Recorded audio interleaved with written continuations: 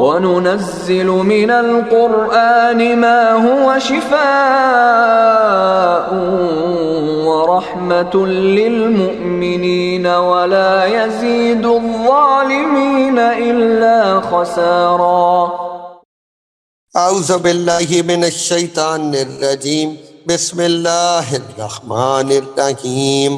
السلام علیکم ورحمۃ اللہ وبرکاتہ۔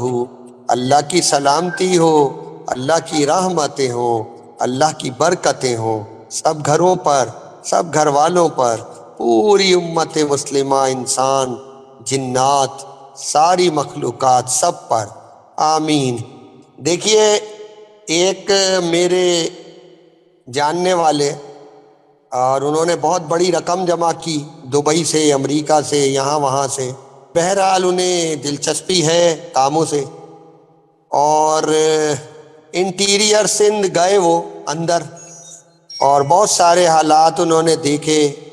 وہ ویسے وہاں جاتے بھی رہے ہیں، تو انہوں نے جو کچھ دیکھا، مجھے کچھ باتیں انہوں نے بتائیں۔ اس کے بعد ایک دفعہ انہوں نے ایک سوال کیا، اور بہت اہم سوال ہے، امت مسلمہ کا مستقبل ہے یہ جو سوال ہے۔ انہوں نے کہا کہ آج کے زمانے میں بہترین نیکی کیا ہے؟ اور یہ جو معاملہ ہوا ہے، یہ جو سندھ میں تباہی آئی ہے، تباہ ہوا ہے سندھ، تو اس کا جو معاملہ ہے وہ کیا ہے؟ یعنی اور یہ کیونکہ ہمیں تو مراقبے میں یہ پہلے دکھایا جا چکا تھا، یہ سب کچھ جو اب ہو رہا ہے اس سے زیادہ بڑھ کے دکھایا گیا ہے۔ اللہ رحم فرمائے آنے والے وقت پر۔ بہرکیف، تو انہوں نے کہا کہ اگر بہترین میں نیکی کرنا چاہوں تو کیا ہے؟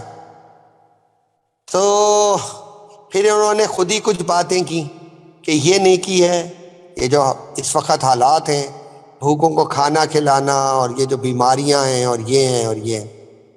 تو میں نے ان سے کہا کہ دیکھیے، نیکیاں کرنے کا بھی بہرحال یوں کہہ لیں کوئی وقت نہیں ہوتا، لیکن بہرحال وقت ہوتا ہے۔ اگر ہم سندھ کو سنبھال لیتے، پڑھا لکھا طبقہ بہت ہے، ان میں سے ایک وہ بھی ہیں جو سوال کر رہے تھے، کراچی والے، پیسہ بھی اللہ نے بہت دیا ہے اور سمجھ بھی دی ہے۔ تو میں نے کہا اگر ہم وہ جو قرآن میں اللہ نے کہا ہے، ایسا کیوں نہ ہوا کہ تم جاتے، علم حاصل کرتے، نکلتے بستیوں سے علم حاصل کرتے، اور دوبارہ بستیوں میں جا کے بستیوں کو سنبھالتے۔ تو علم سے کیا ہوتا ہے؟ اللہ کی حقیقت، اللہ کا جو مقام ہے وہ پہچان میں آتا ہے کہ کون اللہ، کیا حیثیت، کیا مقام ہے اللہ کا، اور کون رسول صلی اللہ علیہ وسلم، اور یہ قرآن، یہ ہے علم، حقیقت کو سمجھنا، اپنی حقیقت، اپنے رب کی حقیقت کو جاننا، اس کائنات کی حقیقت کو سمجھنا، جاننا، یہ ہے علم، جس کا آخرت میں سوال ہوگا، پانچ سوال ہوں گے، جن میں سے آخری سوال یہ ہوگا کہ جو علم حاصل ہوا اس پہ کتنا عمل کیا۔ تو علم ہے قرآن اور رسول اللہ صلی اللہ علیہ وسلم کی زندگی کے جو معاملات ہیں، جو انہوں نے دیا وہ لے لو، اور جس سے منع کیا اس سے رک جاؤ، یہ ہے علم۔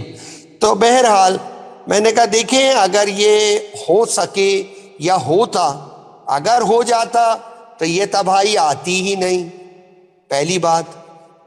لیکن ابھی بھی اگر آپ دیکھیں تو شرک و بدعت جو وجہ بنا اس سارے سیلاب کی، اور یہ سارے اللہ کی ناراضگی کی، یہ جو گناہ ہیں، یہ جو حق تلفیاں ہیں، یہ جو ناپاکیاں ہیں، یہ جو حق اور باطل میں باطل کا ساتھ دینا اور حق کو بالکل یعنی رد کر دینا، یہ ساری باتیں جو ہیں وجہ بنی اس تباہی بربادی کی، ایک سرے سے دوسرے سرے تک بربادی ہے۔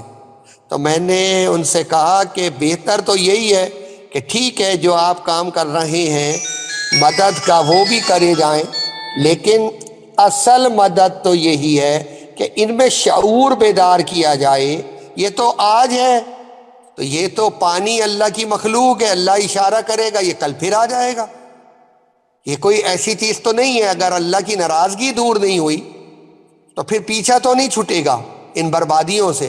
تو میں نے کہا ان کو وہ شعور دیا جائے، ان سندھ کے لوگوں کو، باقیوں کو کا ذکر نہیں ہو رہا، صرف سندھ کا ہو رہا ہے۔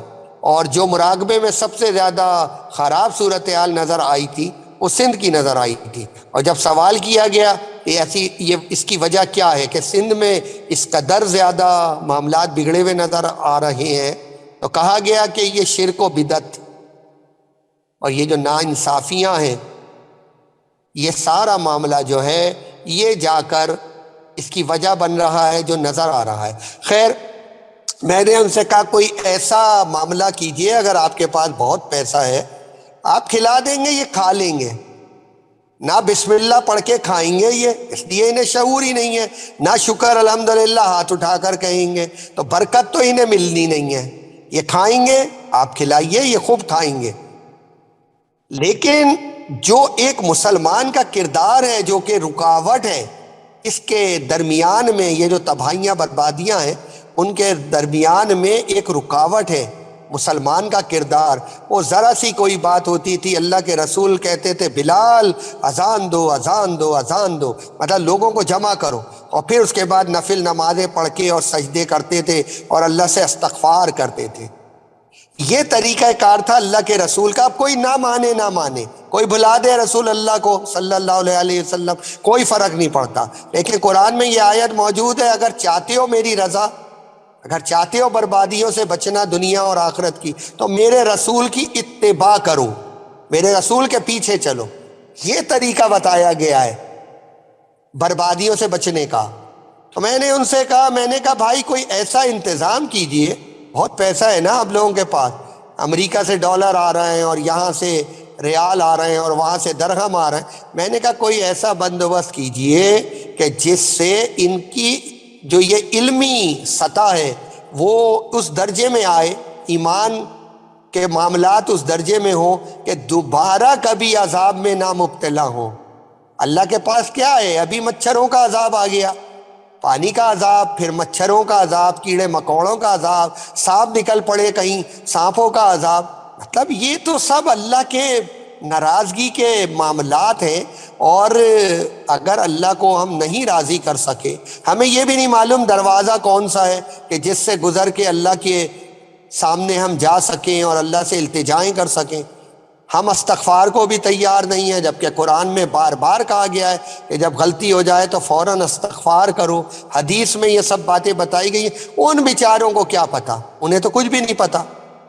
تو آپ ان کا پیٹ بھریے، اور کچھ دن کے بعد وہ جب سب کچھ درست ہو جائے گا، اللہ کرے ایسا ہو جائے جو کہ نظر تو نہیں آ رہا کہ درست ہو جائے گا، تو اس کے بعد وہ پھر لگ جائیں گے۔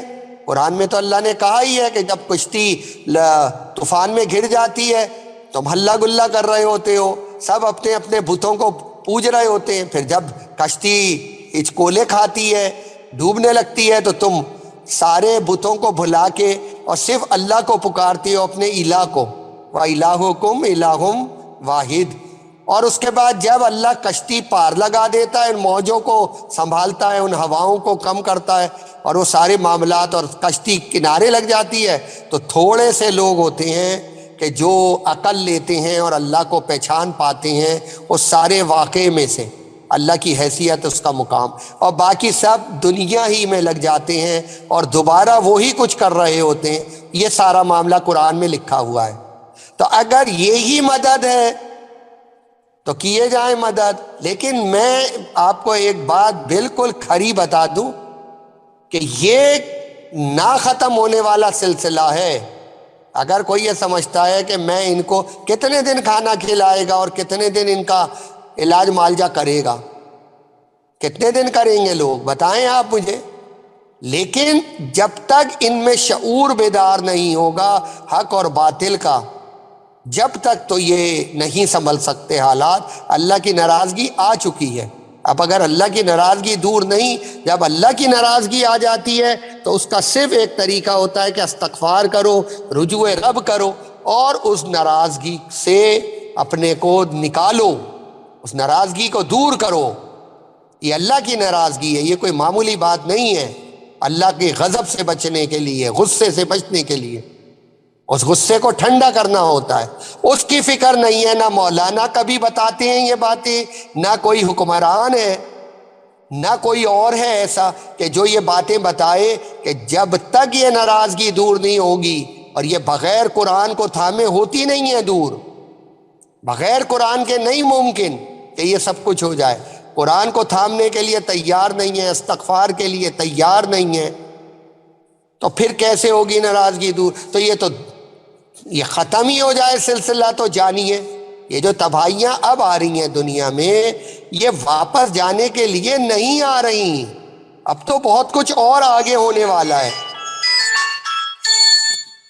جو بہت کچھ آگے ہونے والا ہے اس کی تیاری ہو رہی ہے. تو یہ کہاں سے یہ سارا معاملہ ہوگا؟ اور یہ دیکھ لیں آپ، میرا خیال ہے مہینہ ہونے کو آ رہا ہے یہ سارے سلسلے کو، ابھی تک معاملہ نہیں سنبھل پایا ہے. تو کتنے وقت تک لوگ جو ہیں وہ قوم کو سنبھالیں گے اور کس طرح سنبھالیں گے؟ یہ تو اللہ کے معاملات ہیں. اللہ کی ناراضگی دور ہوگی، اللہ سنبھالے گا.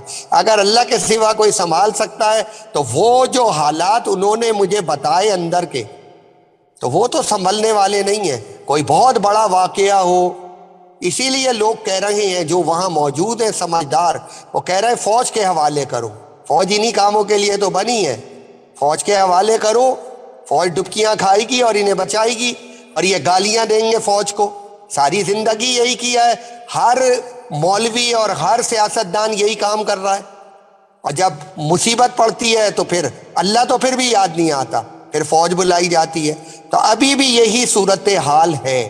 یعنی آج بھی مجھ سے کسی نے کہا کہ فوج کے جو کیمپ لگے ہوئے ہیں بس پیسے وہیں دیں اور جگہوں پہ نہ دیں. یہ ہمارا اسٹیٹس ہے، یہ ہمارے سیاسی پارٹیوں کا اسٹیٹس ہے، یہ ہمارے مولویوں کا اسٹیٹس ہے کہ سب کھا جائیں گے، ان کو مت دیں.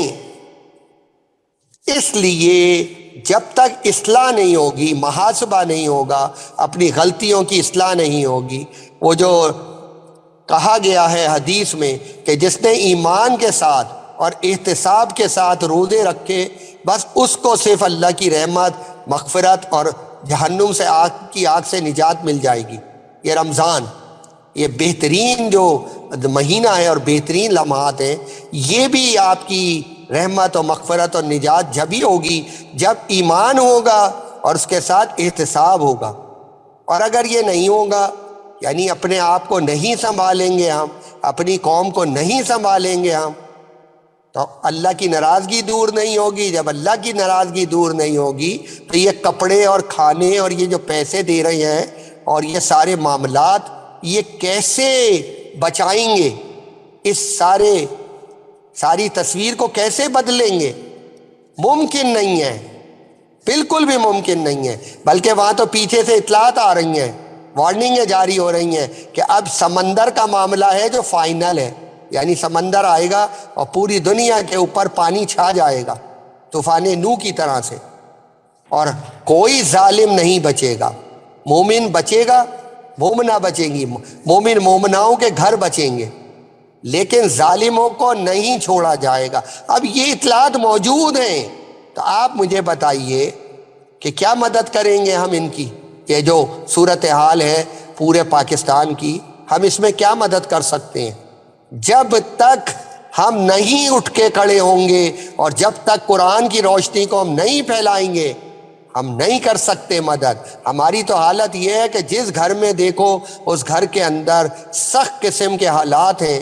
ایسے بیماریاں گھروں کے اندر آ رہی ہیں، اور پچھلی بیماریاں بھی بہت شدید ہو رہی ہیں، اور اس کے علاوہ ایسی بیماریاں آ رہی ہیں کہ جس کو یعنی حیران ہو جائیں. ڈاکٹر بھی حیران ہے. ادھر سے ایک ہسپتال والا دوسرے ہسپتال بھیج دیتا ہے، پھر کچھ پیسے وہ کمانے کے بعد اندازہ لگاتا ہے کہ میرے بس کا نہیں ہے، پھر وہ آگے بھیج دیتا ہے، پھر وہ پیسہ کماتا ہے. ماں باپ جو ہیں وہ رل رہے ہیں، اور بچہ جو ہے وہ ٹھیک ہو کے نہیں دے رہا.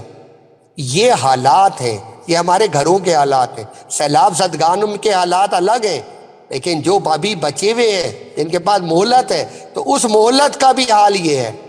تو اس لیے جب تک ہم اپنی اصلاح نہیں کریں گے اور اپنی قوم کو نہیں سنبھالیں گے، ان کو ان کی آخرت، ان کی قبر اور ان کے سارے معاملات اس کے ذریعے ٹھیک کرنے کہ نہ کوئی جھوٹا ہو، نہ کوئی چور ہو، نہ کوئی بدماش ہو، نہ کوئی ہو نہ کوئی ہو، سب اللہ کے بندے ہوں، اللہ کے آگے سر جھکانے والے، اور کوئی ظالم نہ ہو معاشرے کے اندر، جب جا کے اللہ کی رضا ملے گی۔ اور اگر ہم نے یہ کام کر لیا، ابتدا کر لی، تو امید ہے انشاءاللہ کہ اب جو آگے کی وارننگ ہے ان میں اس شدت میں کمی ہو جائے یا پلٹ جائے وہ معاملہ، لیکن اگر ہم نہیں کرتے تو یہ تو ابھی جو سیلاب آیا ہے یہ تو کچھ بھی نہیں ہے۔ سمندر کی موجیں جو دکھائی جا رہی ہیں وہ تو بہت خطرناک معاملہ ہے، وہ تو پوری دنیا کے اوپر چھا جائے گا۔ تب ہم کہاں جائیں گے؟ کہاں جائیں گے ہم کہیں ہمارا تو 8ویں منزل پہ گھر ہے، ہمیں کیا پریشانی؟ ایسے نہ کہیں۔ نوح کے بیٹے نے یہی کچھ کہا تھا کہ میں پہاڑ کی چوٹی پہ چڑھ جاؤں گا، تو کیا کہا تھا نوح علیہ السلام نے کہ بیٹا یہ اللہ کا غصہ ہے، یہ اللہ کا عذاب ہے، کوئی نہیں بچائے گا سوائے اس کے کہ اللہ بچا لے۔ اور نتیجہ یہی ہوا کہ ابھی باپ اور بیٹے کی بات ہو رہی تھی تو ایک موج آئی اور لے گئی اس کو جہاں لے جانا تھا، ہو چکا اس کا فیصلہ۔ یہ نبی جو 950 سال جس نے اللہ کی راہ میں مارے کھائیں اور جس نے 950 سال دن رات کام کیا اللہ کی رضا پانے کے لیے، توحید کو پھیلانے کے لیے، یہ اس کے بیٹے کا انجام ہے۔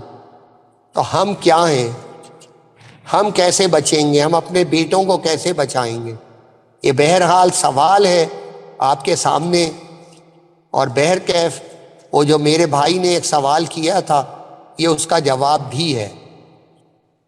اللہ ہم سب کو صحیح معنوں میں شعوری مسلمان بنائے اور وہ عمل کرنے کی توفیق عطا فرمائے کہ ہم اللہ کا غصہ ٹھنڈا کر لیں اس سے پہلے کہ آگے کے معاملات شروع ہو جائیں۔